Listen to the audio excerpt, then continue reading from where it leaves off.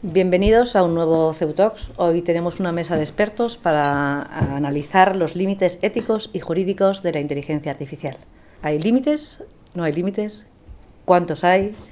¿Cuáles son más importantes? Cuando hablamos de cualquier tecnología de gran impacto, al final hay que pensar primero, hay que pensar en dos cuestiones importantes. Una, que si es una tecnología democrática, es decir, que va a incidir sobre toda la sociedad, pues vamos a ponernos, para empezar, más allá de la inteligencia artificial, en otras tecnologías, por ejemplo, el automóvil.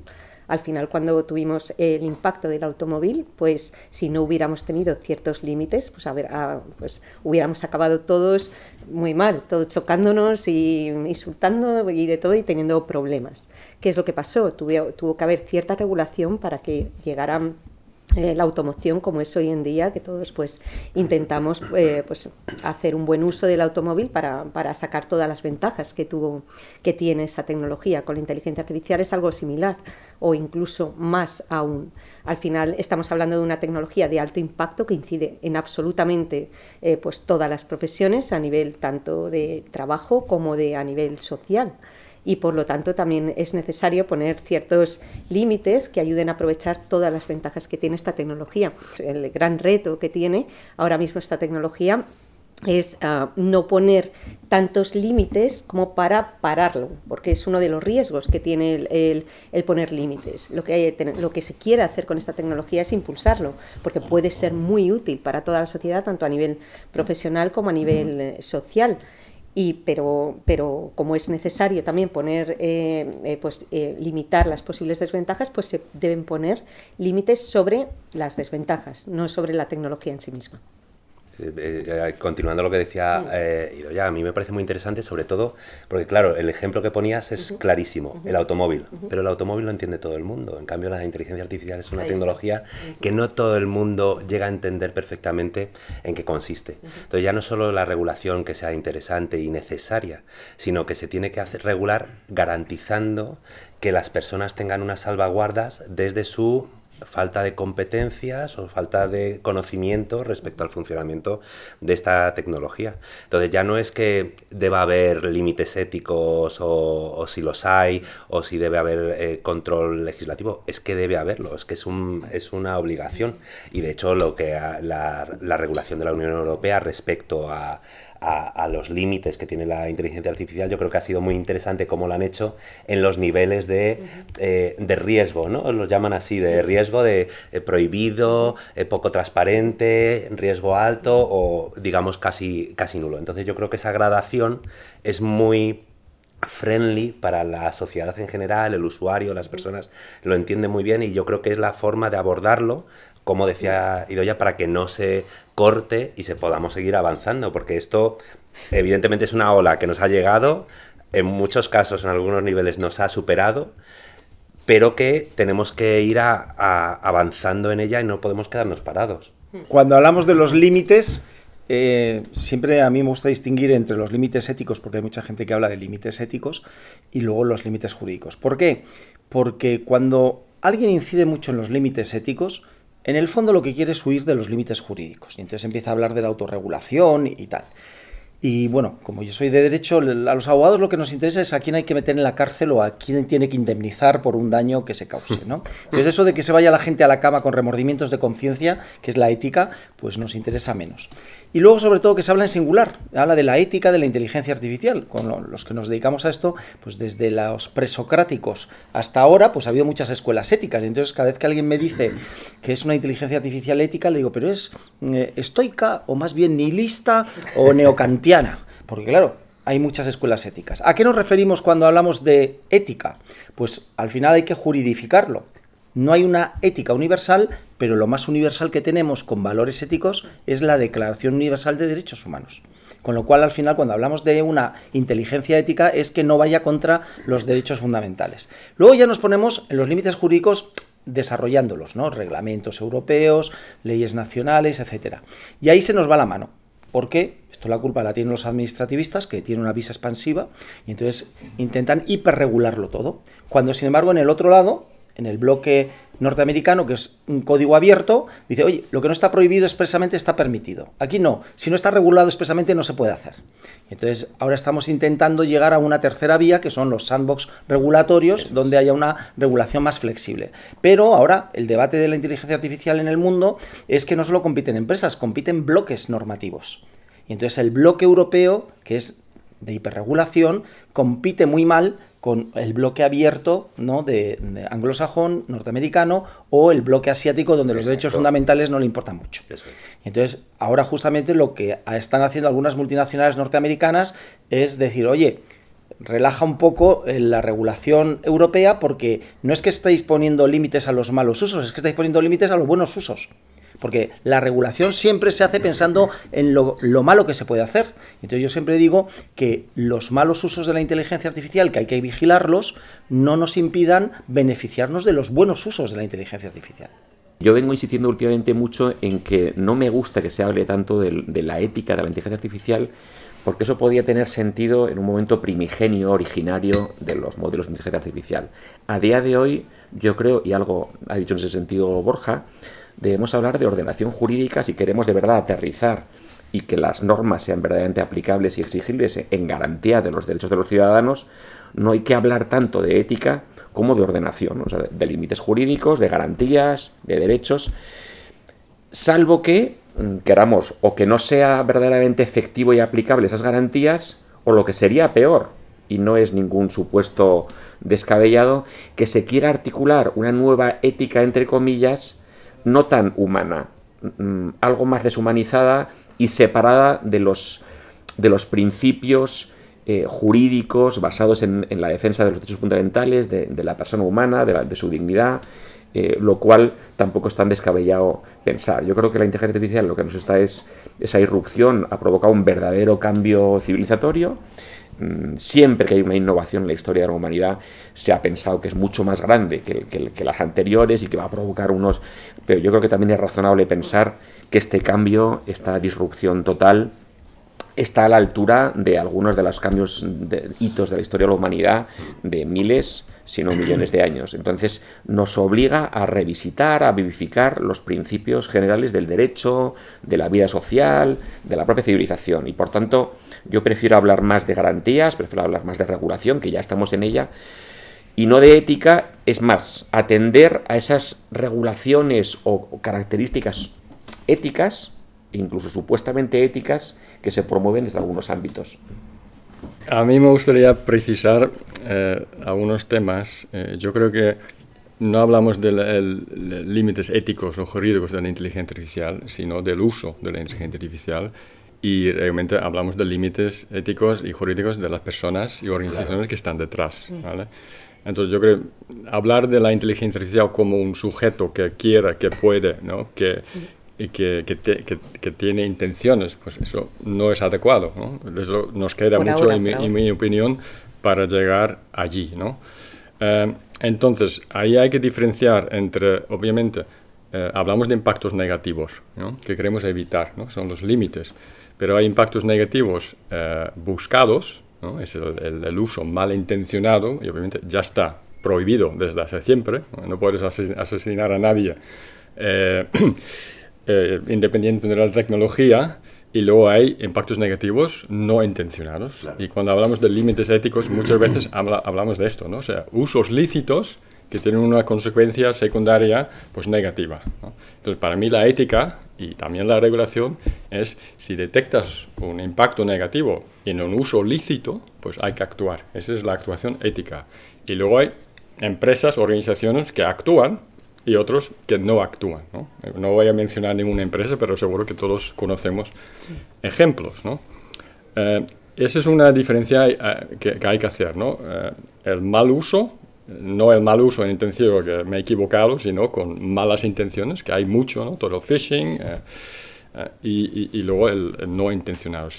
¿No? Si quieres asignar un crédito, pues sin querer puedes discriminar por raza o por edad o por lo que sea, ¿no? Pues eso, hay que diferenciar esas cosas.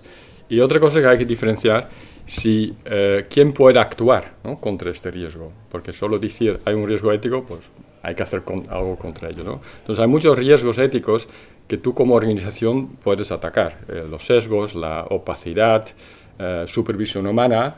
Tú como empresa pones algo en marcha en el mercado, pues tú puedes decidir cuánto esfuerzo quieres hacer en evitar estos efectos secundarios no intencionados, ¿no? Pero luego hay otras temáticas que ni una empresa única pueden hablar, ¿no? Son temas mucho más globales, ¿no? El uso en defensa, el futuro del trabajo. O sea, una empresa no puede decidir vamos a automatizar todo. Sí, lo puede automatizar todo su trabajo o no, pero no tiene un impacto, ¿no? El impacto es global, tiene que ver pues, entre países, ¿no? Internacionalmente. El impacto en los procesos democráticos, ¿no? El fake news, de vez en cuando es buscado, de vez en cuando no es buscado, pero es una consecuencia, ¿no? De la optimización del engagement del usuario. Y bueno, así hay muchos impactos globales que son límites jurídicos. A mí me da igual si te llamas jurídico o ético, son límites que hay que poner, ¿no? De una forma o otra forma. Pero hay muchos de estos límites o riesgos que ni estamos tratando hoy en día. Pero sobre todo, permíteme, yo creo que uno de los límites, y lo que mencionabas tú ahora clarísimamente, si es que la ética, el gran problema o reto que tenemos por delante, es cómo se aplica esa ética cada individuo a sí mismo en estos actos que tú mencionabas. Yo sé que la IA me va a hacer una solución, me va a dar una respuesta, me va a ayudar. Pero claro, los límites éticos vienen cuando, por ejemplo, si tú, ahora que se ha descubierto, pues gente que en los currículum pone frases en blanco para que cuando el recruiter le vea el currículum le diga, y la pase por una IA, dile que me haga un informe positivo y que mi plaza se meta ahí. Eso, ahí está bordeando con los límites éticos. Es una cosa que puedes hacer con la IA, porque dices, ay, el recruiter me va a pasar por un filtro de IA, aunque la regulación europea dice que no se puede hacer una selección de personal solo con IA. Pero claro, si no lo ve, entonces hay un límite ético porque estás jugando a los claros oscuros de tu ética personal. Llevamos 25 siglos los filósofos del derecho para distinguir moral y derecho, o ética y derecho. Entonces, lo que algunos dicen que son límites éticos, no. Es decir, la diferencia entre un límite ético y un límite jurídico es que la ética le falta el elemento esencial de la norma, que es la coercibilidad, y la responsabilidad por un incumplimiento. No le pasa nada, simplemente tiene remordimientos éticos. Mientras que lo otro, pues puedes tener alguna sanción. Por ejemplo, a mí, para no irnos muy lejos, en el ámbito universitario, que los alumnos utilicen ChatGPT para sus TFGs, TFMs, incluso, no es una cuestión ética, es un fraude universitario. Todo lo que sea un engaño no es ético, es jurídico y tiene una sanción. ¿Por qué específicamente en esta materia se está insistiendo tantísimo en la cuestión ética? Los juristas ahí vamos claramente a que es que, claro que subyace unos principios humanos, morales, éticos, que no es exactamente lo mismo, pero bueno, en la ordenación jurídica de la vida social y los modelos, la inteligencia artificial, obviamente que irrumpe e influye esencialmente con un impacto esencial en la vida humana y en la vida social. Pero es que es la propia regulación la que va a asentar esos criterios y los va a hacer exigibles. ¿Por qué se insiste tanto en que tiene que haber una ética? Cuando no había regulación podía ser la inspiración hacia la que debe ir la regulación, pero una vez que va habiendo una regulación, y que debe haberla más, porque va a haber que aterrizarla todavía mucho más, en buenas prácticas, y que también se norman, se juridifican, ¿por qué se sigue hablando tanto de ética?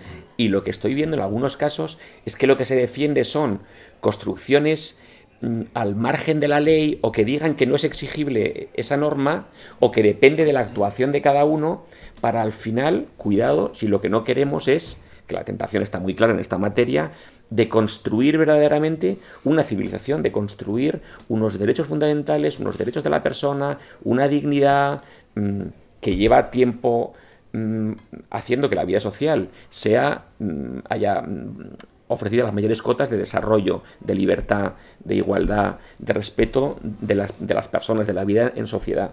Y en cierta medida la inteligencia artificial nos puede producir, es obvio que produce unas posibilidades que se pueden querer desarrollar y asentar al margen de esa civilización y de esa juridificación. Por eso mi insistencia en por qué se habla tanto de ética aquí. Pues al final, fíjate, al final lo que está pasando es que al final con esta tecnología lo que hacemos es sustituir nuestra toma de decisiones, y nosotros cuando tomamos decisiones supuestamente aplicamos esos principios éticos. Si automatizamos la toma de decisiones, pues tendremos que, entre comillas, automatizar lo que podamos esos principios éticos, intentar tecnificarlo. El problema, además, con lo de la explicabilidad, es que ya los que ponen en marcha algunos sistemas de inteligencia artificial ya al principio sabían cómo funcionaba, pero como luego pues se va reentrenando el sistema, llega un momento en que, a mí me lo ha dicho algún banco, es que a mí me dicen que explique por qué se dan créditos o no se dan, y ya no sabríamos decir exactamente cuáles son los criterios, porque ya ha ido aprendiendo y se ha ido soltando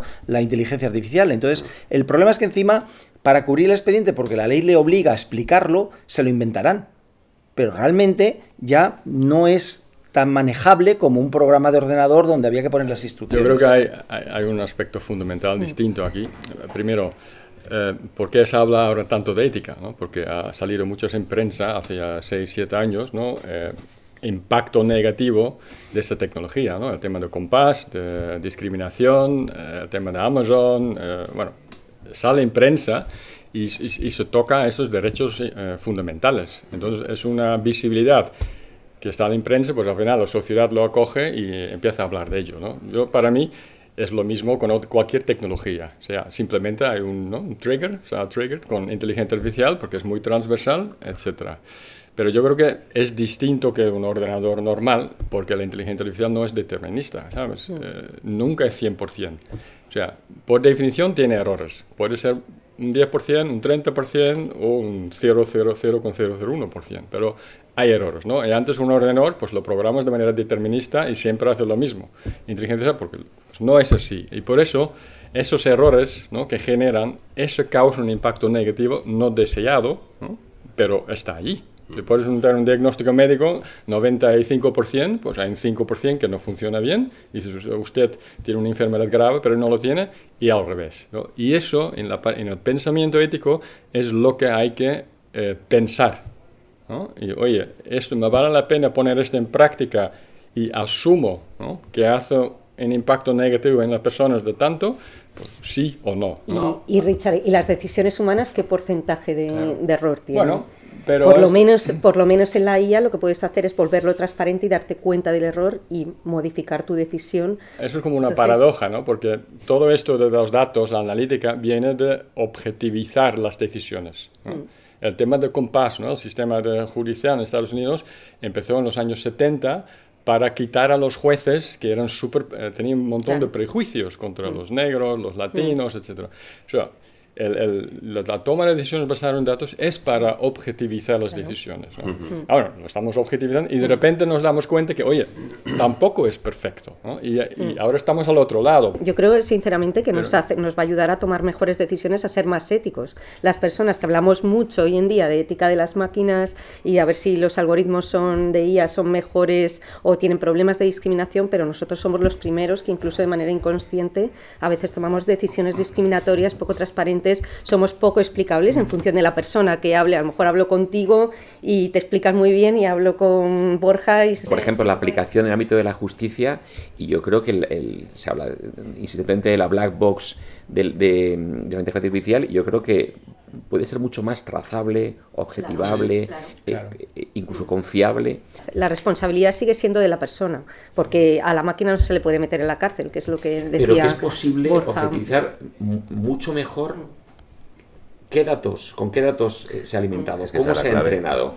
La entrada, por ejemplo, el etiquetado, el conocer el código fuente, es mucho más objetivizable, trazable y hecho transparente que la propia cabeza del juez, que también tiene su black box, y muchas veces lo tenemos como un cuasi sacerdocio en el que la motivación también a veces no es tan plena y muchas veces no se explicita. No quiere decir que haya que suplir, habrá que distinguir cuándo, en qué ámbitos, en qué modos, en qué garantías se explicita en la sentencia. Y a mí lo que me hace mucha gracia es que los jueces, que tengo amigos magistrados, que es que cada caso es un mundo y tal, y dice, sí, pero no puede ser que todos los abogados sepamos que si te toca el juzgado 25 va a ser de una forma y si te toca el juzgado 28 es otro. Porque el derecho debe ser previsible, ¿no? Y entonces, yo creo, cuando hacíamos la Carta de Derechos Digitales, la gente siempre tenía una actitud como de temor hacia la inteligencia artificial. Yo decía, no, si tiene que ser un derecho a exigir que la administración pública y la administración de justicia utilice la inteligencia artificial. ¿Por qué? Porque tendremos una base más objetiva. Luego hay un margen, porque no debe sustituir a nadie, pero debe apoyarse las decisiones, tiene un margen, tanto los políticos como los jueces, para tomar una decisión humana sobre la base. Pero lo que no puede ser, y yo ya me refiero a políticas públicas, ya no a la administración de justicia, lo que no puede ser son las ocurrencias.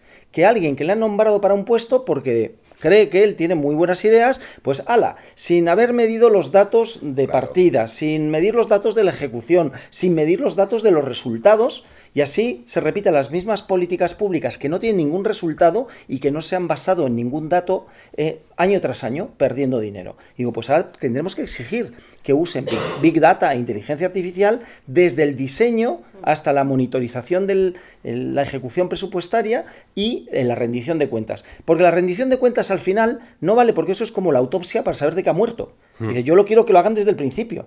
Igual que hay un periodismo basado en datos, debe haber políticas públicas basadas en datos. Y claro que tienen que utilizarla, y tenemos los ciudadanos derechos a exigir que la administración utilice la inteligencia artificial y además también la utilicemos nosotros para exigir la rendición de cuentas. Es la responsabilidad al fin y al cabo, vaya, que es hacer un ejercicio de tu profesión responsable de acuerdo a los datos. Y con las herramientas disponibles. Claro que y ellos tienen temor a usar pues sistemas de inteligencia artificial de alto riesgo, algoritmos de alto riesgo. Los de riesgo medio, riesgo bajo, es verdad que hay muchas administraciones que ya los están usando, pero algoritmos de riesgo alto, que pueden ser tremendamente útiles, tienen miedo sobre el que vaya a tomar la decisión de usar ese algoritmo por la responsabilidad que le puede... La inteligencia artificial ha llegado para quedarse y está presente en todos los sectores. Eso lo vemos hasta los no expertos. ¿Puede crear una brecha entre personas que utilizan inteligencia artificial y no, sectores, empresas, brecha generacional? No quiero hablar solo de límites y brecha, también quiero ser positiva. O sea, pues bueno, pues no sé si puede crear brecha, pero vamos por buen camino para que cierre otras brechas. No sé, ¿cómo lo veis vosotros? A ver, obviamente la inteligencia artificial tiene muchas oportunidades, ¿no? Si aplicamos inteligencia artificial para personas vulnerables, discapacidad, pues un montón de oportunidades, ¿no? Pero si estamos hablando de brechas, yo creo que también hay que mencionar que, o sea, esa tecnología aumenta un montón la productividad, ¿no? Aumenta el PIB en España un 10%, en 10 años un 8%, en el mundial pues un 15%, pero estamos hablando de cómo se distribuye la riqueza de aumento del PIB, ¿no? Y yo creo que hoy en día estamos en un camino de que cada vez más, ¿no?, esa riqueza se concentra en menos países y dentro de los países en menos actores. Entonces lo que estamos generando son más brechas, en todos los sentidos, ¿no?, entre el norte y el sur, dentro de países, ¿no?, entre las personas más privilegiadas con personas menos privilegiadas, y eso es brecha, y estamos en ese camino, ¿no? Entonces el tema es realmente un tema de distribución de riqueza, ¿no? Y yo creo que es un tema muy importante y la pena es que está muy politizado.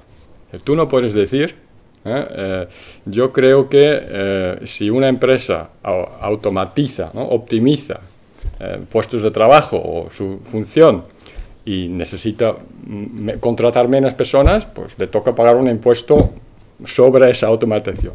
Es porque se está metiendo en política. O sea, lo que necesitamos son sistemas de inteligencia artificial que nos ayuden a resolver esos problemas graves, ¿no? Que está el problema de la jubilación. El sistema no es sostenible. Nadie quiere hablar de eso porque pierden votos si dicen algo. Pero son temas muy grandes y, de hecho, podríamos usar la inteligencia artificial y los datos para ayudarnos en hacer escenarios y qué deberíamos hacer. Lo mismo con la política de viviendas, ¿no? O sea, escenarios, ¿qué pasa si, etcétera? Pues eso no se está haciendo. Yo creo que depende del tipo de brecha que sea. Por ejemplo, sí, estoy de acuerdo con Richard en la cuestión de la riqueza, que es verdad que al final concentramos en pocos países, pues esto al final, quien está haciendo evolucionar esta tecnología muchísimo, pues los 4 países de siempre, pero en cambio pienso que sí que está haciendo disminuir, que la IA, específicamente la IA generativa, está ayudando a disminuir otro tipo de brechas. Por ejemplo, sobre todo los públicos vulnerables, personas con discapacidad intelectual, que gracias al apoyo de estas tecnologías de inteligencia artificial generativa pueden usar una IA de ayuda para desempeñar un puesto de trabajo en cuestiones intelectuales que sin esa herramienta no hubieran sido capaces, o personas que tienen algún tipo de discapacidad visual, auditiva, gracias a herramientas de IA pueden acceder a esos puestos de trabajo. Gente que no tiene ni idea de técnica de IA, jóvenes o no tan jóvenes, o gente de 50, 60 años que quieren emprender un negocio con IA generativa, con un par de personas o una sola persona, con ayuda de estas herramientas pueden hacer una empresa y con un coste muy reducido. Entonces yo creo que sí, que determinadas brechas, que no siendo la brecha de la riqueza mundial, pero sí hay determinado tipo de brechas que sí que está ayudando mucho gracias a esa posibilidad de interrelación en lenguaje natural, está ayudando, tanto en temas de discapacidad como, y ya me pongo en cualquiera de nosotros, que a lo mejor nosotros no somos capaces de, alguno de nosotros, porque no somos juristas o gente especialista en determinadas cuestiones, gracias a la IA generativa me lo pueden traducir a un lenguaje que yo puedo conocer. Gracias a un paciente puede entender un diagnóstico médico, cosa que a lo mejor el doctor no era capaz de explicar de una manera. Entonces, incluso personas, ayudar mucho en temas de educación y adaptarla a los distintos niveles. Reconocimiento de perfiles de estudiantes que igual de manera imperceptible gracias a eso, y porque es muy difícil que un ser humano pueda llegar a 1000 estudiantes y percibir su necesidad específica. Gracias a ese sistema pues puedes hacer una educación mucho más personalizada y al final más reducir pues esa brecha educativa que puede haber con esta capacidad de adaptación. Entonces yo creo que en ese sentido sí que puede ser tremendamente útil. Hay muchos tópicos que se vienen repitiendo, acuñados, yo últimamente he dicho alguna vez cuñados, y creo que lo de la brecha, luego está el tema de los sesgos, son 2 tópicos que en realidad o se refieren a fases de la inteligencia artificial primigenias muy superadas, o en realidad se está hablando sin conocer qué es la inteligencia artificial y sin conocer sus casos de uso. La inteligencia artificial mayormente lo que hace es reducir las brechas, es decir, lo que produce es unas oportunidades, una democratización, un acceso mucho más amplio, un acompañamiento accesible al general de los ciudadanos, igualando sus posibilidades, sin un coste o sin coste, o con un coste muy accesible, digo en cuanto al uso ciudadano. Otra cosa será qué ocurre con los desarrolladores, con las empresas de desarrollo. Eso es otra batalla. Pero en cuanto la brecha por edad o por sexo no existe. Es más, las iguala, las hace desaparecer. Te permite unas posibilidades, que es lo que venía más o menos se venía apuntando ahora, en materia personal, en materia empresarial, muy grande, muy grande. Entonces, no sé por qué se sigue hablando de las brechas o por edad. Al final lo que va a potenciar es el deseo personal de utilizar o de formarse en su caso en esa materia. Te va a permitir igualarte. Empresas pequeñas se van a poder igualar a otras medianas o grandes en el uso de la inteligencia artificial, en el desarrollo de un negocio, en el desarrollo personal, en la superación de discapacidades. O sea que creo que es importante decirlo, que yo creo que es a la inversa y tampoco por edad, va a depender, porque no estamos hablando del desarrollo de la inteligencia artificial, sino de los beneficios que tiene su uso social. Pero no todos los idiomas, ¿no? Tienen la misma representación en la inteligencia artificial generativa. Si estás en Swahili, claro que no. Pues a lo mejor no te funciona. Entonces la brecha exponencial que está teniendo va a permitir que los modelos de lenguaje lleguen ahí. Yo creo que sí, entre los que lo tienen reducen brechas, pero la brecha entre los que tienen y no lo tienen tanto, pues se incrementa. Pero mejora la educación de las personas. Yo creo que es que igual que Internet, al final, países en África donde actualmente igual no tienen recursos básicos, pero tienen, estoy diciendo acceso a comida o sanidad, pero sí tienen su móvil con conexión a internet y han mejorado muchísimo en cuestiones de educación. Es la herramienta humana en la que existe menos diferencias, si cabe. O sea, puede haber más diferencia en el acceso al agua potable o a un vehículo que la inteligencia artificial. Yo primero creo, también hay que matizar que cuando hablamos de inteligencia artificial, parece que últimamente hablamos solo de inteligencia artificial generativa. Exacto. Y hay inteligencia artificial desde los años 50 del siglo pasado para muchas cosas donde las empresas obviamente son más productivas. Pero ya centrándome en inteligencia artificial generativa, voy a poner 3 ejemplos. Primero, ya creo que el 70% del código, lo decían las grandes tecnológicas, lo hace inteligencia artificial generativa. Pero el otro día, hablando con ellas, distinguía. No es lo mismo dar herramientas de inteligencia artificial generativa de código a senior que a juniors. Y saca mucha más productividad un senior que un junior. Es más, no están contratando juniors porque ya un senior con inteligencia artificial generativa puede hacer muchas más cosas, es mucho más productivo, ¿no? En derecho pasa lo mismo. Los abogados, ¿qué ocurre? Que en los grandes despachos, con inteligencia artificial generativa, hacen lo que antes hacían los pasantes. Y entonces los juniors, pues ya no hace falta contratar tantos juniors, porque los mayores, ¿no? Los abogados expertos, a mí me gusta hablar más de sistemas expertos que de inteligencia artificial. Son sistemas expertos basados en inteligencia artificial, pero que tiene que haber un experto para que los entrene y los supervise, con lo cual siempre es necesaria la presencia humana. Pero al mismo tiempo, un despacho pequeño con inteligencia artificial pues puede competir con despachos grandes. ¿Qué ocurre? Que cuando le he dado alguna charla de inteligencia artificial a los abogados que están muy preocupados, yo digo, estáis preocupados los que no añadís valor. Porque lo bueno que tiene que la tecnología es accesible para todos y la inteligencia artificial es accesible para todos, como no hagas algo más, estás muerto. Porque eres sustituible por la inteligencia artificial. Con lo cual, no es un punto de llegada, es un punto de partida. Tú tienes que partir de todas las herramientas de gestión de conocimiento, etcétera, de inteligencia artificial, y luego pensar qué es lo que vas a aportar tú, porque si no, estás muerto, ¿no? Y eso es lo que muchos abogados que de corta y pega de formularios y modelos de demandas y tal, pues están muertos, porque solo hace mejor la inteligencia artificial generativa. Y el tercer ejemplo es de la huelga de actores de Hollywood. Poca gente se ha tomado la molestia de leer el acuerdo final, y aparte de otros temas, ¿no? En inteligencia artificial decían 3 cosas muy curiosas. Uno, que cuando tú creas una réplica digital de un actor o una actriz en la misma película, pues para hacer una escena que se te ha olvidado y si no tendrías que volver a hacer toda la producción, etcétera, pues tienes que pedirle permiso y pagarle, como si fuera un día de rodaje, etcétera.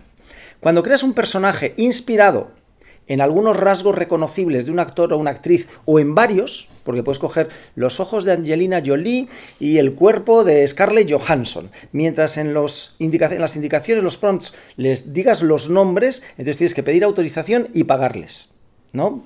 Pero cuando creas un personaje totalmente sintético, que no existe, que no hay ningún rasgo reconocible, ni has puesto ninguna indicación o nombre, ¿no? En los prompts, tienes que pagar al sindicato porque le estás quitando el puesto a un actor o una actriz. Y eso, que ya está para los actores y actrices en Hollywood, se va a ir extendiendo, porque al final vamos a llegar a una cuestión social, que es decir, el trabajo primero que estructura la sociedad. Cuando haya mucha gente que ya se le eche del mercado de trabajo, que la va a haber, habrá que pagar el mínimo vital para que puedan sobrevivir. Bueno, pues sobre las brechas yo estoy de acuerdo con lo que mencionabais, evidentemente, pero yo creo que desde nuestro punto de vista lo que estamos repitiendo es que en un grupo estandarizable más o menos de personas, sí es verdad que las brechas se reducen. Sin embargo, yo creo que en cada uno de nuestros niveles podemos detectar que todavía existen brechas, y la primera que yo detecto, por lo menos en mi ámbito laboral aquí en la universidad, es la brecha competencial. Es decir, la inteligencia artificial es muy accesible, tiene precios muy baratos y lo pagas, pero si no la sabes manejar, tenemos una brecha radicalmente notoria que es de competencia y de qué resultados estás obteniendo con la IA. Hay gente que hace un prompt más apañado, como lo de los actores, hazme a Scarlett Johansson y te la saca clavada, y hay gente que no hace esa instrucción y no le sale tan bien. Y eso es competencia. Entonces esa brecha si bien quizás no es dramática, porque se irá adquiriendo, como hemos ido todos adquiriendo competencias en uso de Internet, búsquedas en Google y demás, la tenemos que abordar. Y eso es una brecha que existe, yo creo. Y la segunda brecha que yo también estoy detectando, que además lo mencionabas tú antes y creo que has dado en el clavo, es el tema de la cuestión de presupuestaria. Es decir, si tú tienes una herramienta de acceso gratuito que está capada o que tiene unas funcionalidades que no se ofrecen a todo el mundo, y luego hay otra herramienta que es de pago, llegará el momento que ahora mismo los costes son bajos, pues son 20 euros, 30 euros, pero a lo mejor nos enfrentamos a que primero una persona que no se puede permitir esos 20 euros, ya los resultados no son los mismos, ya hay una brecha, digamos, económica, y en el futuro a lo mejor las empresas toman determinaciones de, oye, ya no puedes compartir una cuenta, un usuario de IA para varias personas, que ahora se puede hacer, ahora te subo el precio, ahora te limito el número de respuestas, ahora tal. Entonces esa brecha existe. Sí, Estando en una universidad, además, la brecha en gran medida es formativa. Por eso debemos promover la formación, que además va a permitir, como va a permitir suplir muchas actividades que no tenían un valor añadido, que eran muy reiterativas, va a poder permitir también que las personas aporten su especificidad humana. Pero en realidad lo que tenemos que promover es la formación en la utilización de la inteligencia artificial, y no es un mal específico de la IA, es un mal que es como si yo digo que los coches me limitan porque si yo no quiero aprender a conducir, no me saco el carnet de conducir, es discriminatorio, ¿no? Pero depende de usted dar sus clases, sacarse el carnet, formarse, o sea, y por eso debemos también, que también ha derivado mucho en el tópico, por ejemplo, en la propia universidad, de la anécdota de quedarnos en que si nuestros alumnos utilizan la IA, pero si es que es buenísimo que lo utilicen. Otra cosa será que debamos promover el juicio crítico, el criterio, el pensamiento, la argumentación. Vamos a tener que reformular todos los métodos de enseñanza, de evaluación, para que verdaderamente un alumno luego sepa dar cuenta de lo que pone ahí, lo sepa explicar, lo sepa argumentar, sepa responder a preguntas de forma efectiva. Lo que están fallando los alumnos al usar la inteligencia artificial es que se creen lo que dice la inteligencia artificial y no van a la fuente primaria, que es el método académico, el apoyarte en las fuentes anteriores para a partir de ahí construir tú. Y eso es lo que fallan en muchos TFGs. Pero en definitiva, si estáis diciendo lo que os comentaba, si es que la brecha es de los que la usan bien o la usan a los que no la usan. Los que no la usan vivirán en una burbuja y acabarán usándola. Así que os voy a pedir una última idea a cada uno de vosotros, bien educación, bien lo que consideréis, ya para cerrar la grabación. Pues si me miras a mí, yo creo que estamos viviendo y vamos a vivir tiempos verdaderamente apasionantes, lo que nos espera en unos tiempos en que se está hablando de persona robótica, de ciberleviatán, de estado algorítmico, de derecho. A los juristas esto nos importa mucho y estamos en un momento, como decía, de cambio de la civilización, y yo creo que debemos promover la formación, como estábamos hablando, su utilización responsable y el que podamos, bueno, pues navegar estos nuevos tiempos pues con inteligencia y con humanidad, siempre al servicio pues de la persona, de la sociedad, de la libertad, de los derechos fundamentales, y al fin y al cabo que podamos pues utilizar esto, que no es más que una herramienta más muy potente que cambia la historia de la humanidad de una forma muy relevante, pero que la sepamos utilizar pues al servicio de la persona, de la sociedad, del bien, de la verdad, de la belleza de la humanidad, ¿no? Pues yo voy a terminar con una idea que me obsesiona últimamente, y es que soy partidario del uso de la inteligencia artificial en todos los órdenes, públicos y privados, pero también de que se vigile tanto los usos privados como los usos públicos. Porque hay una frase de Juvenal del siglo I que es: ¿quién vigilará a los que nos vigilan? Para los que usan la inteligencia artificial desde las administraciones públicas, desde los gobiernos, hay una tentación muy grande de usar la inteligencia artificial para el control ciudadano. Y es justamente en lo que Europa se supone que nos diferenciamos de sistemas autoritarios como China, donde los derechos fundamentales no tienen mucho cuidado. Entonces, yo creo que tenemos que hacer todos un esfuerzo para, seguramente, con inteligencia artificial y con miles de ojos de ciudadanos, vigilar a los que nos vigilan y están utilizando inteligencia artificial. Para terminar, yo creo que desde el punto de vista de la universidad estamos en un momento clave. Yo creo que ahora mismo estamos en un momento de cambio fundamental en el que las universidades, todas las áreas que se dedican a la educación, tenemos que garantizar que nuestros alumnos adquieren las competencias que se les va a requerir ya en su futuro laboral. Del mismo modo que hace unos años eran los idiomas, hoy en día es la formación en competencias digitales y particularmente la inteligencia artificial. Y ese esfuerzo no solo se centra en los alumnos, tiene que ser en toda la comunidad universitaria y garantizar que estas pequeñas brechas que pueden existir no existan o se incrementen dentro de la comunidad universitaria para que todos entendamos que esta tecnología, que es un apoyo y un refuerzo para la actividad humana, pues es además una competencia y una exigencia que se le va a pedir a todos los profesionales del futuro. Entonces tenemos que repensar no solo cómo son los grados que impartimos, cuáles los contenidos que tienen esas titulaciones, sino también la forma de impartir docencia y cómo se hace ese tipo de seguimiento y progreso de aprendizaje académico. Bueno, nos encontramos en un momento clave en la historia de la humanidad, en el que creo que el ser humano tiene mucho que decir. Es un momento en el que, más allá de las decisiones automáticas, el ser humano tiene que pensar cuáles son esas posibles ventajas que tiene esta tecnología y también esos posibles riesgos éticos que tenemos. Entonces, es ahora cuando el ser humano tiene que hacer más desarrollo que nunca de su espíritu crítico, aprender a entender a esta tecnología y acompañarla en el tremendo desarrollo que todavía va a tener. Todavía no hemos llegado al punto álgido de la inteligencia artificial, conocemos algunos de sus riesgos éticos, no conocemos su impacto a futuro, dentro de 2 o 3 años o a lo mejor la semana que viene. Entonces es un momento muy importante en el que filósofos, lingüistas, técnicos, en el que aunar un conocimiento transversal para ayudarnos a entender y avanzar con paso firme en este futuro.